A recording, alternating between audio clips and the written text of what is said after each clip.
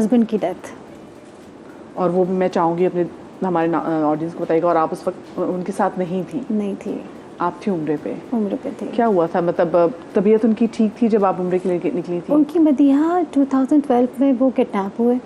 उसके बाद वो फौजी थे और इतने स्ट्रांग इंसान थे कि वो कभी कोई बीमारी फील ही नहीं करते थे कि मैं बीमार हूँ। इतने स्ट्रांग इंसान थे। उसके बाद वो ट्रॉमेटाइज हो गए थे।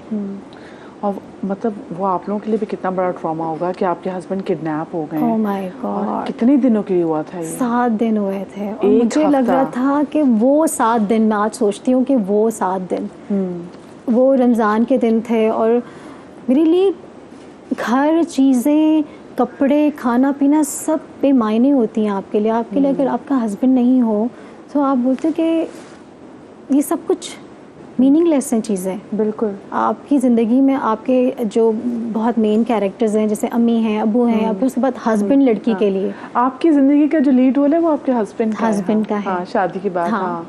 और जो इतनी छोटी एज में जिस लड़की की शादी होती है, वो तो उसको कहते हैं ना कि अल्लाह के बाद उसको मुझे लगता है खुदा बना लेती है, उसको पूछती है। तो मुश्किल होता है।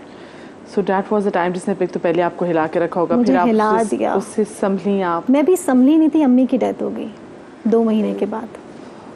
मैं भी संभली नहीं, पूरे 2 महीने के बाद अम्मी की डेथ हो गई। तो मैंने कहा अल्लाह ताला मुझे क्या सिखाना चाह रहे हैं। और अब मैंने ये अल्लाह ज़िंदगी से सीखा कि हम सब ने जाना है। अब हस्बैंड की जब डेथ हुई तो मुझे ये रियलाइज़ हुआ कि मुझे भी किसी भी दिन चले जाना है। जब वो अचानक जा सकते हैं, मैं भी जा सकती हूँ। फिर अचानक अम्मी चली गई। अम्मी चली गई तो अब यही सोचती हूँ कि अल्लाह ताला बस सबके लिए आसानी करें। हम सब अल्लाह ताला की अमानत है। ये आपके लिए खबर ब्रेक कैसे हुई थी? आपको कॉल आई थी जब आप उम्रे पे थी और आप अकेली थी? भाई था, बहन था? मुझे बताया कि उनको चोट लग गई है, हॉस्पिटल में एडमिट है। और उसी वक्त मुझे एक अजीब सी फीलिंग शुरू हो गई थी। दिल मेरा बंद होना शुरू हो। ऐसे कभी भी नहीं हुआ था मुझे कि तबीयत ख़राब हुई है। बहुत दफ़ा ख़राब हुई, बहुत दफ़ा हॉस्पिटल गए और मुझे, मैं कहती, अब कभी मजाक में भी कहते थे मैं बीमार हूँ, आ जाओ, और ये हो रहा है मुझे। तो इस दफ़ा जब बीमार हुए और हॉस्पिटल में एडमिट हुए, मेजर सर्जरी हुई, मेरा दिल कुछ कह रहा था कि कुछ होने वाला है, होने वाला है, कुछ होने वाला है। इंट्यूशन सारी आ रही थी। ओह, ऐसी आ रही थी। और उसके नेक्स्ट डे मैं गई हूँ हज़रत हमज़ा अली रज़ी अल्लाह ताला की कब्र मुबारक पे मैं खड़ी हुई थी, वहीं दुआ कर रही थी, वहीं कॉल आई है और मैं रोड पे थी। और वहाँ पे क्या दुआ मांग रही थी? मैं दुआ, सेहत की दुआ मांग रही थी, अपने हस्बैंड की सेहत। हाँ, हस्बैंड की सेहत की दुआ मांग रही थी और सबके लिए सेहत में पकड़ी थी। अल्लाह ताला आसानी करें, आसानी करें सबके लिए। और रोड पे जब खबर मिली कि उनकी डेथ हो गई है, मैं वहाँ वहीं मैं चीख चीख के रोना शुरू हो गई और सब परेशान हो गए। क्योंकि आप ये फीलिंग्स ही, मुझे लगता है ये अलग ही फीलिंग्स हैं। बिल्कुल। ये सब क्योंकि वाकई अपना शादी के बाद मैं देखती हूँ कि हम दुआ ये कर रहे थे कि अल्लाह मियाँ हमारी ज़िंदगी में हम इनका जाना ना देखें, मतलब हमें इन्हीं की ज़िंदगी में उठा लेना। तो एक औरत के लिए वो कितनी बड़ी बात होती है कि एक तो अल्लाह के घर में आप एक खूबसूरत लम्हा, और उस खूबसूरत लम्हे में आपको ज़िंदगी की सबसे बुरी खबर एक मिलना। और औरत हमेशा यही दुआ करती है, अल्लाह ताला मेरा सुहाग सलामत रखना। बिल्कुल। मेरा शौहर मुझे कब्र में उतारे। बिल्कुल। हर औरत की यही ख्वाहिश होती है। बिल्कुल यही होती है। तो वो ये चीज़ नहीं, वो सोच भी नहीं सकती, वो सोचती भी नहीं, मैं सोचती भी नहीं थी कि ये ऐसा हो भी सकता है। तो ये हुआ तो इसने मुझे हिला दिया लिटरली मुझे। तो सबसे ज़्यादा फिर उस वक्त आपको स्ट्रेंथ किसने दी? बिकॉज ये तो अब उस वक्त थी, भांजा था मेरा और मेरी भांजी थी उम्रे पे, और कोई भी नहीं था। उन्हीं के साथ मैंने उम्रा किया था। मेरे भांजे ने मुझे बहुत सपोर्ट दी, भांजा भांजी ने, उन दोनों ने मुझे इतना सपोर्ट किया। मैं पानी भी नहीं पी रही थी, खाना भी नहीं खा रही थी। मुझे ज़बरदस्ती, नहीं आपने कुछ खाना है, नहीं आपने कुछ पीना है। मैंने बगैर कुछ खाए पिए उम्रा किया। मैंने कहा मैं नहीं खाऊंगी। आपने उम्रा अपना कंप्लीट किया? पूरा कंप्लीट किया, उनके नाम का किया। उनके नाम का किया आने से पहले वही करके उम्रा आई हूँ मैं।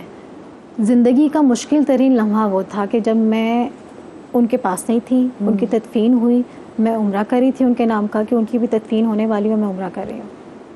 ओहो, ये तो वाकई कि आप तदफीन पे नहीं पहुँच गए, आप नहीं पहुँच सकी, कोशिश की, नहीं पहुँच सकी। फिर मुझे किसी ने कहा, जो टैक्सी वाला था, जो मैं बहुत रो रही थी, तो उसने कहा बेटा उम्रा कर लो उनके नाम का, उनको ये मिलेगा, ये काम आएगा उनके अभी आप रोगी, वो चले गए दुनिया से, उनके काम यही आएगा कि आप उनको कुछ भेज दो। तो जब मैंने उम्रा किया तो मुझे एक अलग स्ट्रेंथ दी अल्लाह ताला ने, एक अलग पावर मैंने फील की अंदर रूह के अंदर जो आप फील करते हैं ना कि हाँ, उससे पहले तो बिल्कुल लग रहा था कि अब मेरी भी बारी है, अब मेरी बारी है और मैं चली जाऊँ तो अच्छा है। लेकिन उसके बाद आपको ये फीलिंग आई कि नहीं, मेरे बच्चे हैं। How hard is for the kids, क्योंकि उस वक्त माँ भी पास नहीं थी और बाप भी नहीं था, चले गए थे। मदिया, वो उनको अभी तक वो सेटल नहीं हुए हैं अभी तक। तो मैं उनको नहीं दिखाती, कि मैं अपने आंसू उनको नहीं दिखाती हूँ, लेकिन मुझे पता है कि वो थोड़ी सी मैं अगर बात करती हूँ वो रोना शुरू हो जाते हैं। थोड़ी सी मैं बात करती हूँ कि वो याद आ रहे हैं। आज उनकी बर्थडे है, 6 सितंबर उनकी बर्थडे थी, अभी 1 गुजरी है उनकी। तो उनके बगैर और इतने अटैच्ड बच्चे, इतने अटैच्ड। तो ये फेजेस हैं। मुझे लगता है कि दुनिया में, मैं ये कहती हूँ, मरने के बाद सब कदर करते हैं, ज़िंदगी में कदर कर लें। मेरा अपना ये एक्सपीरियंस है कि कदर कर लें रिश्तों की, प्लीज़। इससे खूबसूरत तो वाकई कोई बात नहीं है। हम तभी कदर करते हैं जब कोई चला जाता है। जवेरिया, आपको ज़िंदगी में कौन सा ऐसा इंसिडेंट हुआ जिसने आपको बिल्कुल हिला के रख दिया? अच्छा, बताऊं? ये बात आपने और इन्होंने बिल्कुल ठीक कही कि आपके जो फैमिली होती है ना, मतलब माँ बाप, बहन भाई, हस्बैंड, बच्चे, ये वो वाले लोग होते हैं, इनको कुछ होता है ना तो आपकी जान पे बन जाती है और आप सोचते हैं कि हम जो भी कुछ कर सकें बस ये सेट हो जाए। अच्छा, मेरी लाइफ में वैसे तो सबसे बड़ा हादसा ये था कि मेरी अम्मी और अब्बा की डेथ। अब्बा मेरे जो है वो इंडिया गए अपनी अम्मी दादी से मिलने, तो उनकी डेथ वहाँ हो गई, उनकी तदफीन भी वहीं पर हुई। अम्मी जो है वो बहुत फिर बीमार हो गई थी, अम्मी का इंतकाल हुआ, तो वो सारी चीज़ें। और फिर आपकी शादी भी नहीं हुई भी होती, आप इतने बड़े भी नहीं होते, तो माँ बाप उस वक्त में जब चले जाते हैं तो वो ऐसा लगता है कि आपके ना सर पे से छत गायब हो गई है और अब क्या होगा। उससे बड़ा जो दुख होता है वो आपकी मैच्योर एज में अगर आपके शौहर के साथ कुछ हो जाए, वो बड़ा तकलीफ दे होता है। तो और वाकई अल्लाह ताला से हर हाल में, हर वक्त में मदद मांगनी चाहिए और वही है जो आपको हेल्प करता है। किसी की औकात नहीं होती कि वो आपकी मदद करे। और कहते हैं ना, जब ऊपर वाला राजी हो जाता है तो नीचे वाले मजबूर हो जाते हैं। तो अल्लाह ताला जो है वो आपसे, उनका राजी होना बड़ा ज़रूरी है। और जब आप दिल से मांगते हैं, हम कहते हैं हमारी दुआएं कबूल नहीं होती, बहुत सारे लोग कहते हैं। अल्लाह को राजी करना है ना, तो अगर इंसान को नाराज़ भी करना है तो उसको कर दें, क्योंकि अल्लाह राजी हो गया तो सब राजी हो जाते हैं। तो आपने प्यारी बात की जवेरिया कि जब ऊपर अल्लाह राजी हो जाए ना तो नीचे लोग मजबूर हो जाते हैं। बिल्कुल ऐसा ही है। तो अल्लाह ताला जो है आप उसको राजी रखें। और हमारी क्या लाइफ है, लोग बहुत सी बातें करते हैं कि जी मीडिया में है, हराम कमाते हैं, ये वो, जबकि मैं आपको बताऊँ बहुत हलाल कमाई है हमारी।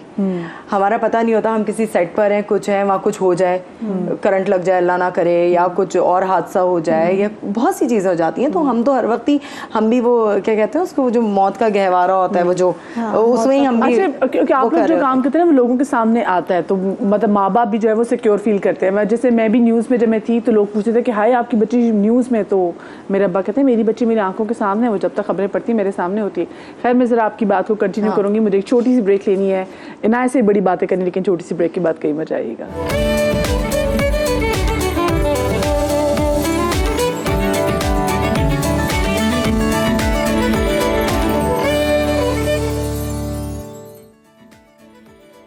जी, तो welcome back after the break. और हम हमारी इतनी प्यारी आर्टिस्ट से, जितनी ज़बरदस्त एक्ट्रेसेस हैं, उनसे पूछ रहे हैं कि जब उनकी ज़िंदगी में कोई बहुत ज़्यादा टफ मरहला आया तो ये उससे निकली कैसे।